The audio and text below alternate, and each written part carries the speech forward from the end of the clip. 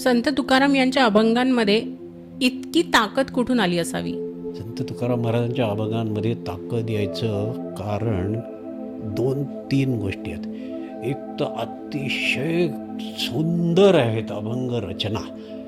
त्यातलं वर्णन म्हणजे आता इतकं गोड, इतकं रसाळ वर्णन आहे विठोबाचं. तू माऊलीहुनी मायाळ, चंद्राहुनी शीतळ, पाणियाहुनी पातळ, कल्लोळ प्रेमाचा, तुवा केले रे अमृता गोड, तू त्याही परता गोड, सकळ सत्ता नायक असे.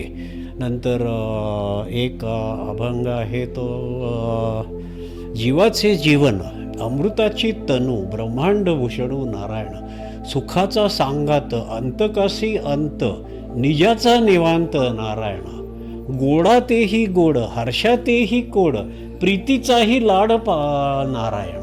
म्हणजे ज्या उपमा आणि जे काय रसाळ वर्णन आहे ते लोकांना परत परत गावंसं वाटतं, परत परत ऐकावंसं वाटतं. तर ही एक ताकद आहे. दुसरी ताकद म्हणजे त्यांनी जे त्यांना हृदयात वाटलं तेच प्रत्यक्ष शब्दांमध्ये लिहिलं. तिसरं एक असं आहे की त्यांनी बऱ्याच अभंगांमध्ये कठोर टीका केली आहे वाईट चालीला गेलेल्या माणसांवर, जे रस्ता चुकलेले आहेत आणि ज्यांना मार्ग चुकल्यामुळे विचित्र वेडेवाकडे वागता आहेत त्या लोकांना त्यांनी अतिशय कठोर शब्दामध्ये वॉर्निंग दिलेली आहे.